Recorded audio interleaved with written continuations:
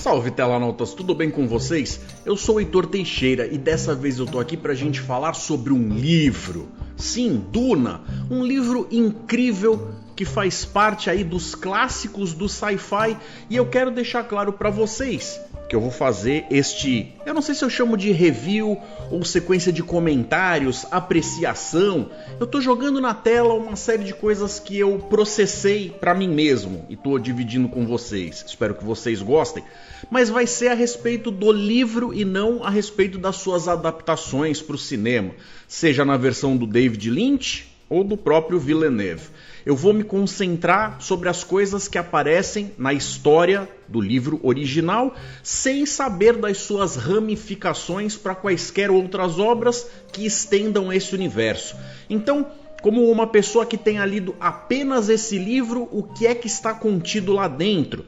Eu vou dar uma analisada nos pontos que eu considero mais importantes e comentar cada um deles, já que durante a leitura essas coisas vão ficando mais claras, mas algumas não necessariamente se tornam escancaradas, e aí vai depender um pouquinho da interpretação pessoal de cada leitor para poder entender as motivações, as formas, os planos, os finais aonde cada personagem quer chegar, quais são as coisas que compõem essa história do ponto de vista emocional e quais são as relevâncias que essas coisas têm para o próprio universo no qual elas estão inseridas.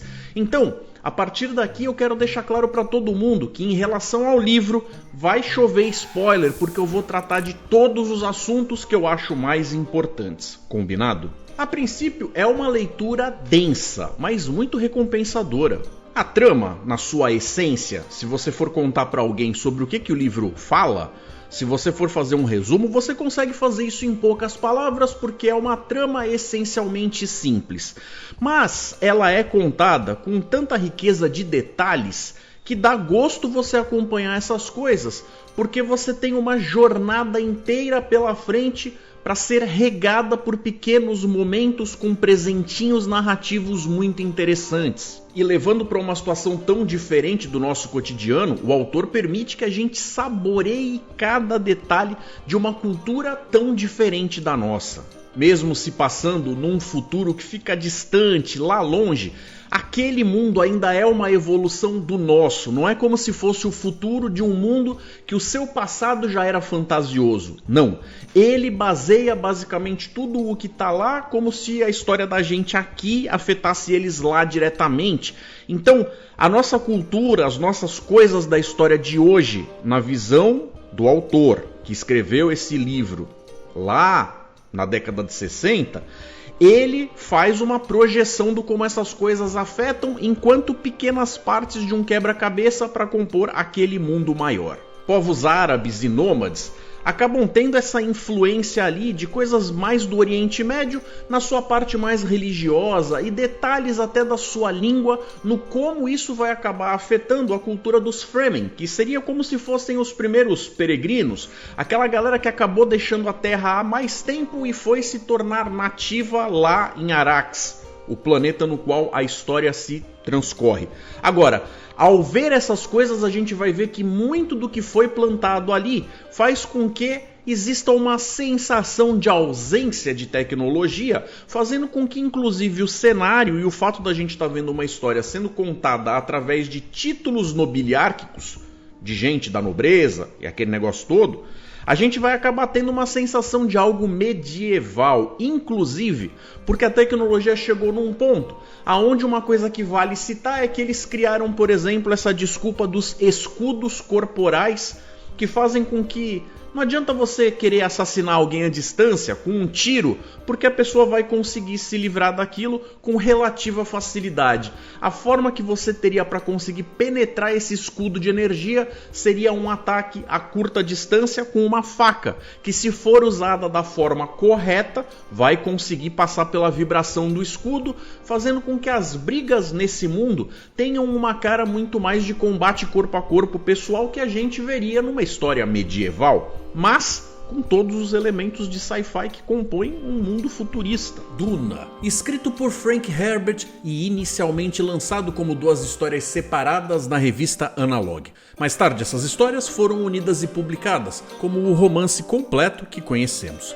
Desde então, Duna se tornou um marco na literatura de ficção científica, inspirando gerações de leitores e autores, inclusive Star Wars. Esse universo se passa em um futuro distante, mas tem elementos quase medievais e com a presença de um tipo de misticismo científico, onde até a magia faz parte da ciência. A maior evolução não está exatamente nos equipamentos e veículos, mas sim nas capacidades sobre-humanas adquiridas através dos milênios por indivíduos especiais. O início de Duna acontece no ano 10.191 AG, After Guild, ou depois da Guilda, de acordo com o calendário do Império no universo criado por Frank Herbert.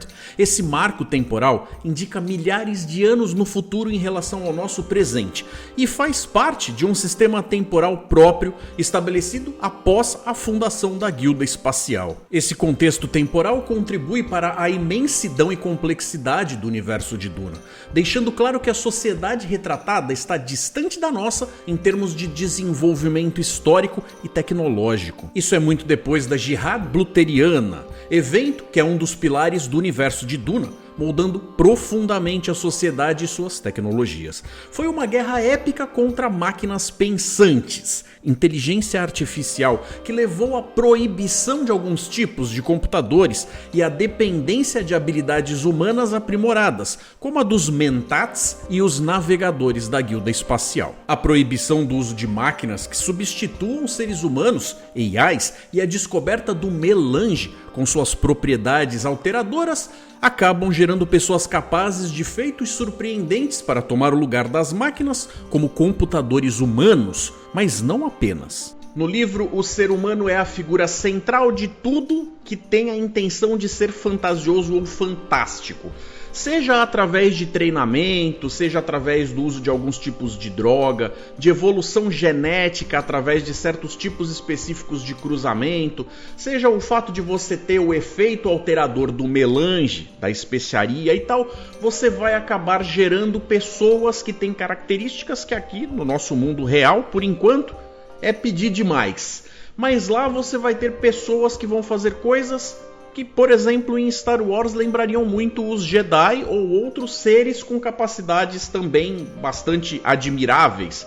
E a gente vai acabar vendo isso inclusive em outros personagens que compõem os núcleos que contam a historinha ali, como por exemplo os pilotos da guilda. Mas, deixando claro, a tecnologia existe sim, vai estar presente o tempo inteiro, mas ela não chama a atenção para si como sendo o elemento pelo qual a história resolve girar em torno. Vai sempre ser alguma coisa do cotidiano, seja como um veículo, um utensílio ou até uma peça de vestuário que faz toda a diferença para se viver naquele mundo, mas não que necessariamente nós estejamos falando sobre uma história no qual aquelas coisas sejam as mais importantes. Mais importante vai ser sempre o bicho homem ou o bicho mulher. A Jihad Bluteriana é mais do que uma guerra, é uma reflexão sobre os perigos da tecnologia desenfreada e a perda do controle humano. Ela também estabelece o tom filosófico de Duna, onde a humanidade busca equilíbrio entre progresso e ética.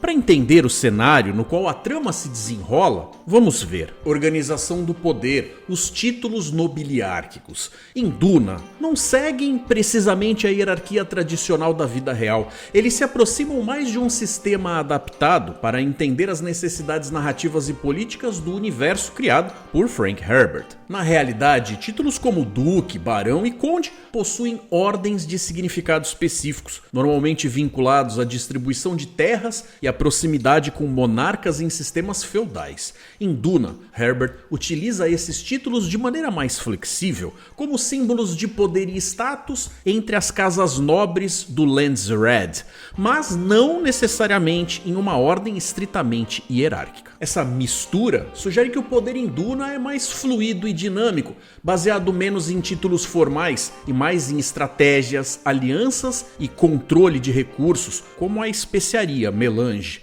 Isso pode ser interpretado como uma crítica aos sistemas aristocráticos ou até como uma maneira de enfatizar que no universo de Herbert, poder real não é necessariamente sobre títulos, mas sim sobre ações e influência. Landsred não aparece de fato no livro, é apenas citado e se faz presente através de sua influência. É um elemento central na política do universo de Duna. Ele representa o conselho das grandes casas nobres que governam partes do Império e tem autoridade coletiva em várias questões. Há um equilíbrio frágil de poder entre o Landsred, o Imperador Padishah, a Guilda Espacial e as Bene Gesserit, com cada um desempenhando um papel na manutenção ou ruptura da ordem.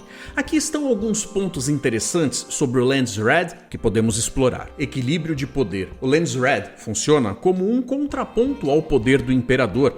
É quase como um parlamento aristocrático que usa alianças e influência para limitar o poder imperial. Dinâmicas entre casas. Dentro do Landsred, as grandes casas, como Atreides e Harkonnen, estão constantemente em disputa. Isso lembra um jogo de xadrez onde cada movimento é calculado. Economia e espécie. O papel do Landsred está diretamente ligado à especiaria melange, que é essencial para viagens espaciais e, portanto, para a economia. Temática de corrupção e lealdade. Muitas casas do Landsred são motivadas por interesses próprios. E o sistema é permeado por traições e estratégias individuais. Frank Herbert não fornece uma lista oficial e completa das casas que fazem parte do Landsred em Duna. Isso parece ser uma escolha intencional, deixando espaço para o mistério e a complexidade do universo político que ele constrói. O melange. A especiaria é, sem dúvida, o coração pulsante do universo Duna. Herbert criou algo que não apenas tem propriedades fantásticas, mas também serve como um comentário poderoso sobre como recursos raros moldam economias, políticas e até mesmo destinos. Assim como o petróleo no mundo real, a especiaria é um recurso limitado, essencial para a economia e o desenvolvimento tecnológico, e tem um impacto massivo na política global do universo de Duna. Herbert provavelmente usou a melange para refletir sobre questões como dependências de recursos naturais, exploração de territórios e as consequências ecológicas e sociais dessa exploração. No entanto, em Duna, as capacidades da especiaria vão muito além do que qualquer elemento do mundo real poderia. Propriedades fantásticas. Ela aumenta a longevidade e oferece habilidades de presciência, ou seja, ver o futuro. Essas propriedades quase mágicas tornam a especiaria essencial para os navegadores da Guilda Espacial, que usam essa presciência para viagens interplanetárias seguras. Isso coloca a melange no centro da tecnologia e expansão humana no Império. Economia e poder. A especiaria move praticamente tudo no universo. Controlá-la é sinônimo de controlar o comércio, a política e até mesmo o destino de civilizações. Essa dependência reflete questões do mundo real, como a luta por petróleo ou outros recursos estratégicos. Herbert parece estar nos lembrando dos perigos da dependência excessiva e da exploração desenfreada. Custo humano e ecológico. A extração da especiaria em Arrakis é perigosa e depende de condições ambientais extremas. Isso pode ser visto como uma metáfora para a exploração de povos e ecossistemas em nome do lucro. Os Fremen que vivem no planeta têm uma relação muito mais simbiótica com a especiaria e o meio ambiente, o que contrasta com a exploração das casas nobres. Há uma grande possibilidade de que o nome Fremen seja derivado de free men, ou homens livres, e essa é uma interpretação muito plausível dentro do contexto de Duna. Os Fremen são retratados como um povo que valoriza profundamente sua liberdade e independência. Eles resistem ao domínio externo, seja do Império ou das casas nobres, e têm uma cultura própria adaptada às condições extremas de Arrakis. Dependência e manipulação. O uso da melange cria dependência, tanto física quanto política. Aqueles que a consomem frequentemente se tornam escravos de suas propriedades, enquanto os poderes que controlam sua produção manipulam o equilíbrio político. Isso adiciona uma camada de crítica social à narrativa. Melange é muito mais do que uma substância fantástica. Ela é um dispositivo narrativo que Herbert usa para explorar questões de poder, sobrevivência e sustentabilidade. Arrakis, ou Duna. É um dos planetas mais icônicos e misteriosos da ficção científica. Ele é o centro da narrativa de Duna, representando tanto um cenário de conflitos intensos quanto um símbolo de sobrevivência, transformação e exploração. Todo o planeta é coberto por vastos desertos, praticamente sem água na superfície. Essa paisagem árida molda a cultura dos Fremen, os habitantes nativos que desenvolveram práticas incríveis para preservar cada gota de água. Arrakis é o único lugar no universo onde a especiaria melange é encontrada.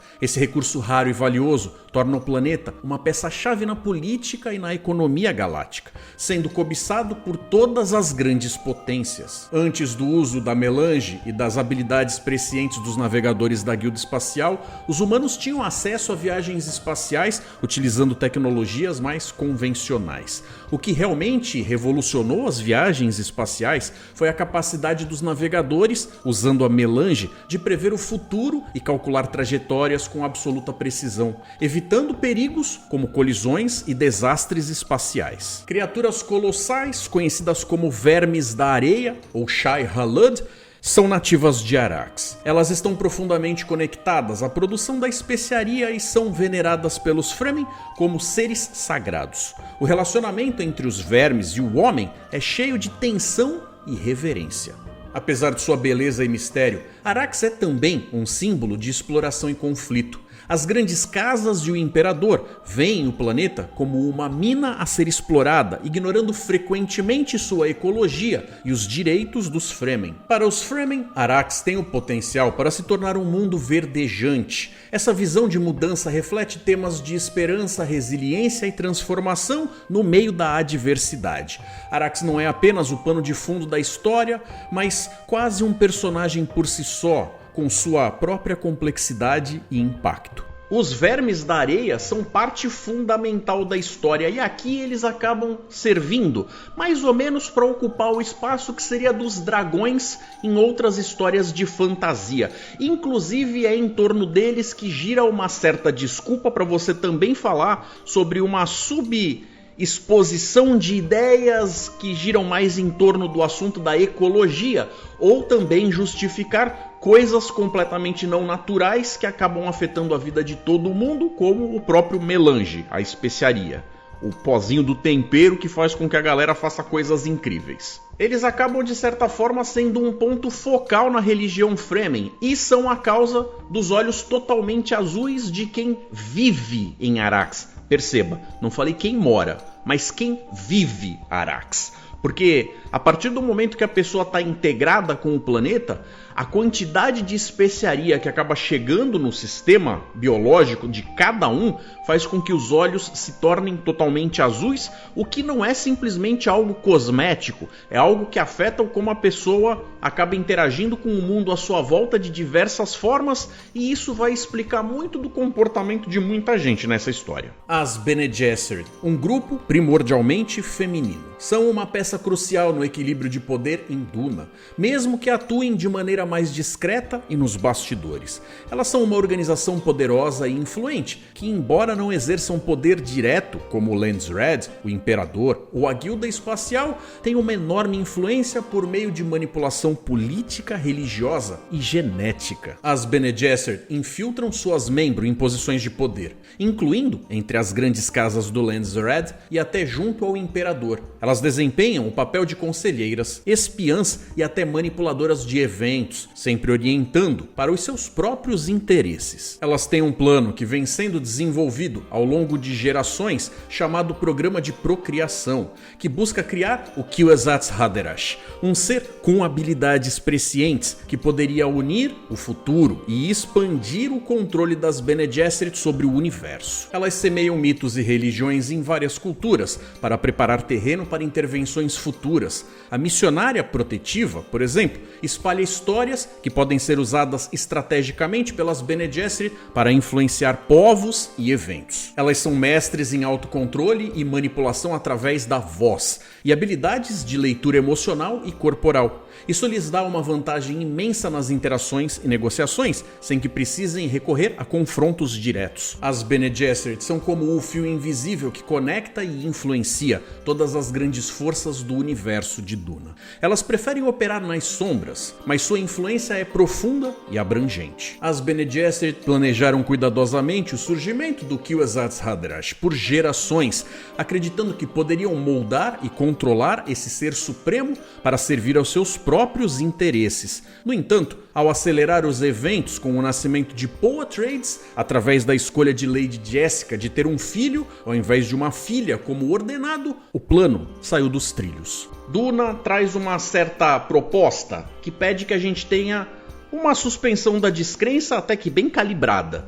Porque tem muitas coisas que acontecem ali dentro que, se você não está predisposto a se entregar para uma história onde essas coisas são possíveis, você provavelmente não vai conseguir curtir todo o caminho da historinha que está sendo contada para você. E essas características sobrenaturais que acabam trazendo aí os poderes, as coisas que certos tipos de personagem, como as Bene Gesserit, por exemplo, são capazes de fazer, nas coisinhas que elas são capazes de alcançar, e outros tantos personagens que fazem outras coisas que também saltam aos olhos com esse negócio de um ser humano normal não faria algo assim, vai acabar tendo esse negócio de quando a gente vê, talvez não seja tão bem aceito ou aceito de forma tão fluida como a força é em Star Wars, por exemplo, porque lá na obra do George Lucas, ele acaba abraçando essa coisa da fantasia de uma forma muito mais natural. Aqui, o Frank Herbert acaba tentando ancorar a história em coisas da nossa realidade de forma tão enraizada que quando ele resolve contar alguma coisa que meio que vai contra essa regra, às vezes a coisa parece um pouquinho antinatural. No livro a gente sente a mão pesada da narrativa que gira em torno de política e religião. É aquele negócio de, às vezes, a gente começar a perceber que certos personagens ou classes de personagens parece que estão conspirando no piloto automático, como se aquilo fosse uma coisa natural do seu dia a dia, fazendo até com que a gente se pergunte, ok, mas aonde que essa pessoa quer chegar no fim das contas? A coisa foi colocada de uma forma como certas conspirações são empreendimentos de tantas gerações que aquela pessoa não passa de apenas mais uma pecinha pequena num quebra-cabeça gigante. Ela deveria ter que aceitar aquilo de uma forma muito forçada para querer e aceitar cumprir com o seu papel em algo que ela nem planejou e nem vai colher os frutos. É lógico que tem outros tantos tipos de personagens conspirando aqui, tanto do ponto de vista religioso quanto político, apesar do fato de que essas duas coisas se mesclam com facilidade e a gente sente isso o tempo inteiro no livro. Também fica claro que todo mundo quer alcançar o poder, da forma como o poder tem diversos significados, já que para cada tipo de pessoa diferente que você for perguntar o que ela faria se ela alcançasse o tal poder, a sua visão de dominância vai ser completamente diferente das dos outros. Os Harkonnen, os antagonistas, a família da perversidão. A casa Harkonnen governava Arax antes da chegada dos Atreides. O seu domínio foi marcado por opressão extrema e exploração desenfreada. Eles tratavam o planeta como uma simples mina de especiaria, ignorando as necessidades dos Fremen e destruindo o equilíbrio ecológico de Arax. Isso simboliza uma visão imperialista de recursos e territórios. O imperador Padishah transferiu o feudo de Arax para os Atreides, como parte de um plano para minar e destruir esta casa nobre. Os Harkonnen, porém, nunca realmente deixaram de lado suas ambições sobre o planeta, tornando Arax o campo de batalha de uma guerra pelo controle político e econômico. O líder da casa Harkonnen é uma personificação de decadência, crueldade e manipulação. Ele via Arax como uma peça-chave em seus esquemas de poder, mas nunca realmente compreendeu o verdadeiro potencial do planeta e dos Fremen. Diferente dos Fremen, que enxergavam Arax como um ecossistema único e sagrado, os Harkonnen têm uma relação puramente extrativa e destrutiva com o planeta. Esse contraste ressalta temas de exploração versus sustentabilidade. A casa Harkonnen representa uma abordagem míope e gananciosa, enquanto os eventos em Arax mostram como o planeta e seu povo resistem e desafiam esse tipo de controle. Quando o assunto são os Harkonnen, a gente vai ter uma coisa que vai girar entre o mais bobinho e o mais sinistro, já que esses personagens, principalmente na figura do Barão, acabam tendo momentos basicamente cômicos, patéticos, com diálogos que lembram personagens cartunescos daqueles vilões que ficam girando o bigodinho, e em outros momentos, quando a gente acaba vendo ele raciocinando e racionalizando os seus pensamentos, a gente passa pelas coisas mais macabras e sinistras que a alma humana manchada por esse lado negro consegue alcançar. O personagem do sobrinho do barão, o Feldhauta, acaba sendo não muito mais do que um penduricalho na história, já que muitas partes da trama acabam recaindo fortemente sobre ele, como se ele tivesse um gravitas, uma gravidade que atraísse muitas coisas, mas no fim das contas a história, com ele ou sem ele, seria basicamente a mesma, já que ele tem uma presença quase vazia, sendo que as histórias que envolvem ele acabam nos dizendo muito mais a respeito dos personagens que orbitam ao seu entorno do que dele mesmo. Nesse sentido, então, até os mentats que aparecem na história acabam tendo muito mais relevância do que este carinha, já que as suas próprias características e personalidades acabam sendo muito mais interessantes e relevantes para a história do que para esse moleque bravinho aí. A Casa Atreides representava uma ameaça significativa para o imperador Padishah Shaddam IV, devido a uma combinação de fatores que iam além de simples rivalidades nobres. Essa tensão foi uma das forças motrizes por trás dos eventos em Duna. Vamos destacar os principais motivos dessa ameaça. O Duque Leto Atreides era extremamente carismático, ganhando a lealdade não apenas dos seus próprios súditos, mas também de outras casas dentro do Landsred. Essa popularidade ameaçava a posição do imperador, que dependia de dividir e governar as casas. A Casa Atreides possuía uma força militar eficiente e inovadora. Eles eram particularmente conhecidos por seus treinamentos táticos avançados, como os liderados por Duncan Idaho e Gurney Halleck. A eficácia de suas tropas era motivo de inveja e preocupação para o imperador. Temendo essa ameaça crescente, o imperador conspirou com a Casa Harkonnen para destruir os Atreides. Ele presenteou Arax aos Atreides como um ardil, apenas para ajudar na emboscada que resultou na queda de Leto e na ascensão de Poe como um novo jogador no tabuleiro. Essa dinâmica mostra como poder, influência e alianças políticas desempenham um papel central em Duna. Os Atreides são os bons moços em um mundo onde não existem bons moços. Aparentemente ser duro e ter esta mentalidade tática de estar sempre percebendo o mundo à sua volta para ver possíveis aliados e possíveis antagonistas, todos eles sendo passageiros de coisas que não seriam gravadas em pedra, parecem ser a regra nesse universo que é apresentado nesse livro de Duna. Pode ser até que não seja assim com todo este universo, em tantas outras obras que podem vir nos livros que vêm depois para complementar a história desse aqui. Mas aqui é basicamente isso, é como se você o tempo inteiro tivesse que olhar por cima do ombro, mas você vai definir se você vai fazer as coisas de forma cruel ou se você vai ter esse lado humano do coração quentinho e tratar os outros de forma decente e amorosa e respeitosa.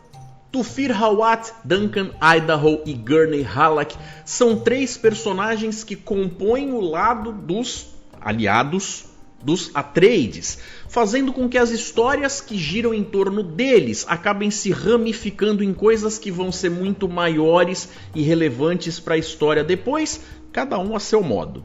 Agora, mesmo tendo uma galera compondo a patota dos Atreides, a sensação que fica é de que tem uma perpétua sensação de solidão por parte do Poe, justamente pelo fato dele sentir desde muito novo essa pressão que o mundo em volta dele faz para que ele se sinta como o escolhido, aquele que vai ser o maioral para resolver os problemas que ele nem inventou. De certa forma, em certa parte do livro, são justamente os Fremen que acabam preenchendo essa lacuna que vai sendo deixado pelas pessoas mais próximas que faziam parte do convívio do Poe, principalmente o Stilgar e a Shani, que vai virar a mulher dele. A trama imperial de destruição dos Atreides. O imperador Padishah Shaddam IV Temendo o crescimento da influência e poder da casa Atreides, arquitetou uma intrincada conspiração para eliminá-los sem se comprometer diretamente, porque isso ia pegar mal aos olhos do até então desavisado Landsred. Os Atreides, liderados pelo carismático Duque Leto, um homem de retidão moral, eram uma ameaça não apenas por sua popularidade no Landsred,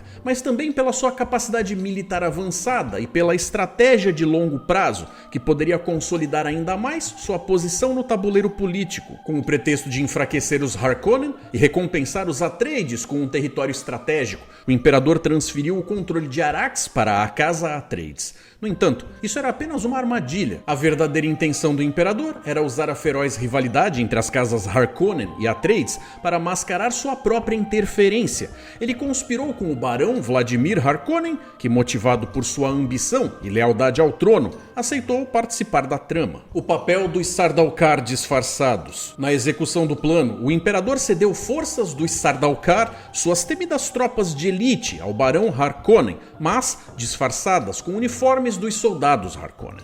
Dessa forma, a eventual destruição dos Atreides seria vista pelo Landsred como uma disputa entre casas nobres, isentando o imperador de suspeitas e mantendo a aparência do equilíbrio político. Um plano que saiu do controle. Embora o plano parecesse perfeito, os conspiradores desconsideraram a imprevisibilidade de Kwisatz Haderach, Paul Atreides, e as sementes de revolução plantadas nas culturas dos Fremen. A armadilha que visava eliminar a ameaça dos Atreides acabou levando a eventos que sacudiram o Império em sua essência. Os Sardaukar, embora considerados uma força formidável no universo de Duna, talvez tenham sido superestimados, tanto por propaganda imperial quanto pela reputação construída ao longo dos séculos. O imperador Padishah Shaddam IV e o Império, em geral, alimentaram a ideia de que os Sardaukar eram praticamente invencíveis. Essa reputação era um instrumento de intimidação usado para manter as casas nobres submissas.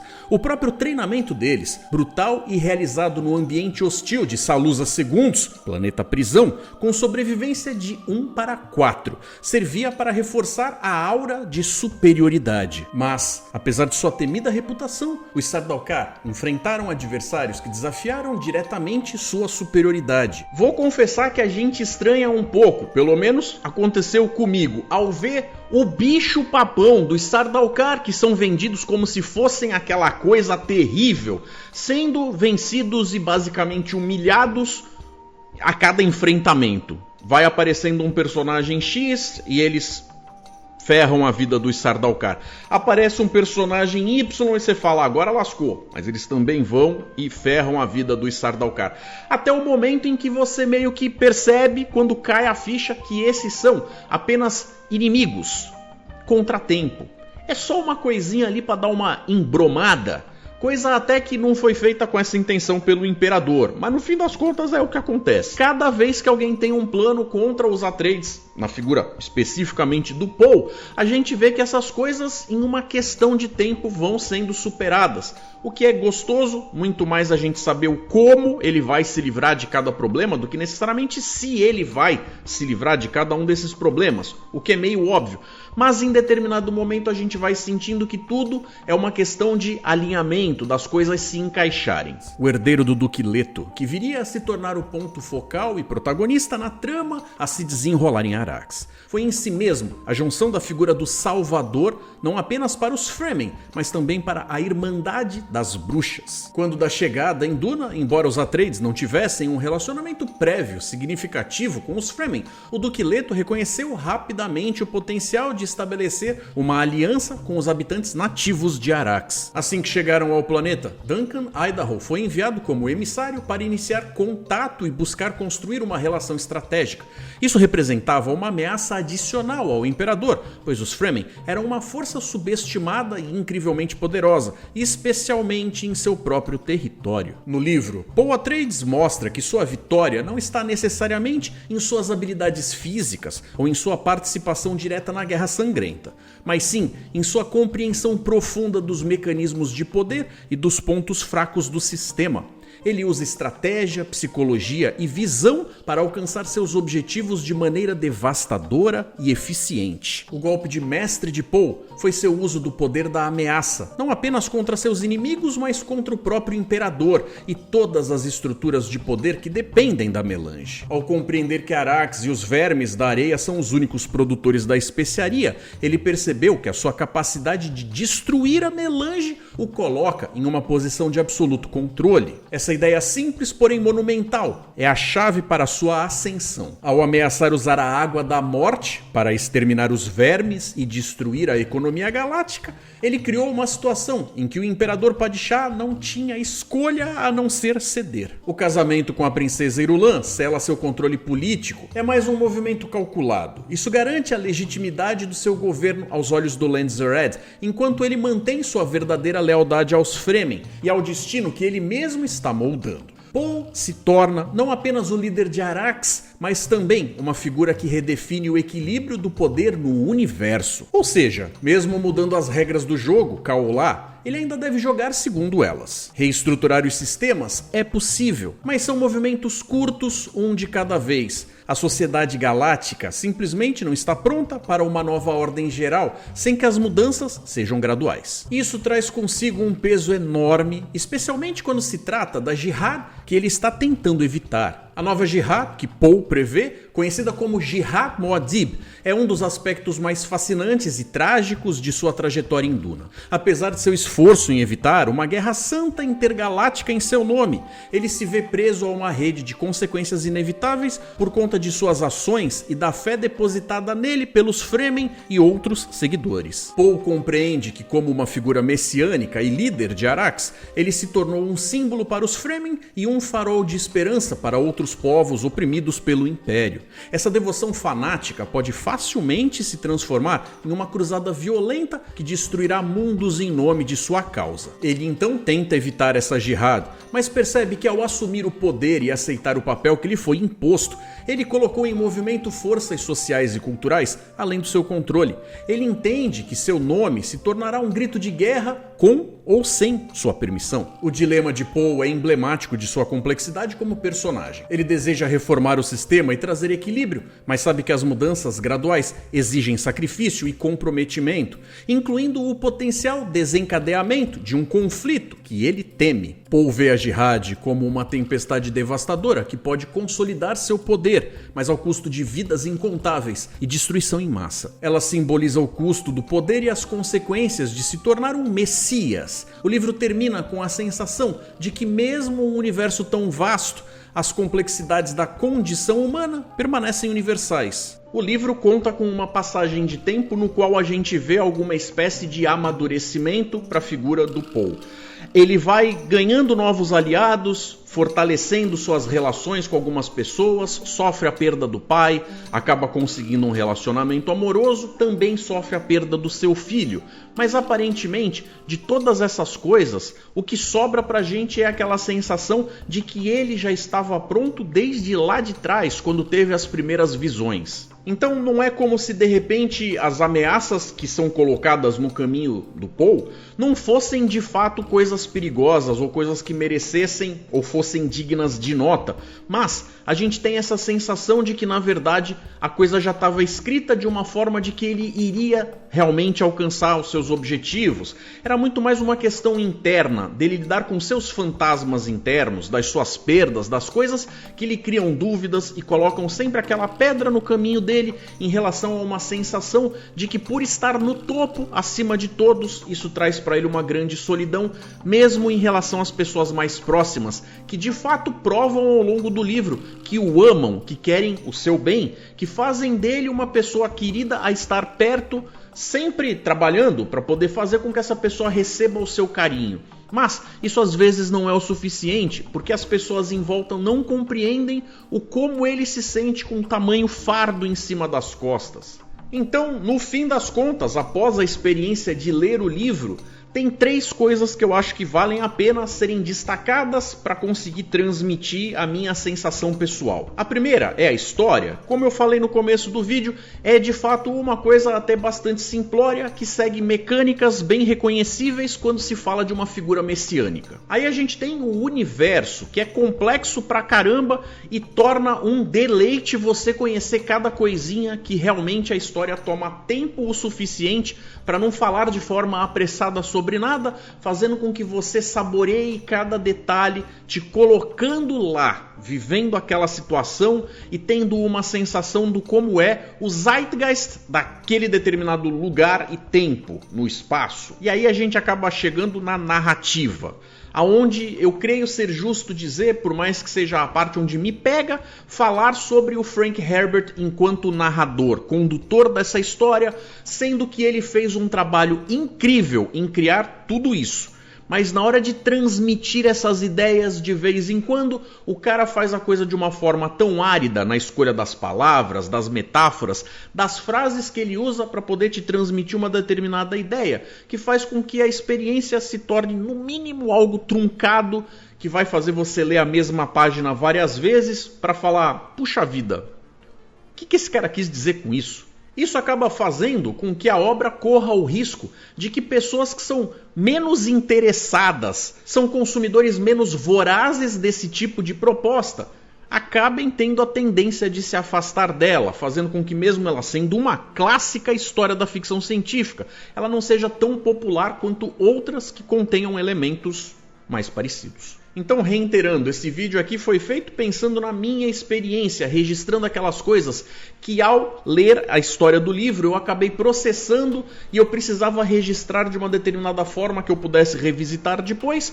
ou, inclusive, ter essa oportunidade de transmitir certos conceitos para outras pessoas que talvez também queiram falar a respeito. Mas, lembrando, o foco de tudo que está aqui por causa da minha visão pessoal. Não tinha como eu deixar de lado falar a respeito de algo tão importante nesse gênero que me é tão querido. Eu espero que o vídeo não tenha sido tão seco quanto a história retratada neste mundo de areia.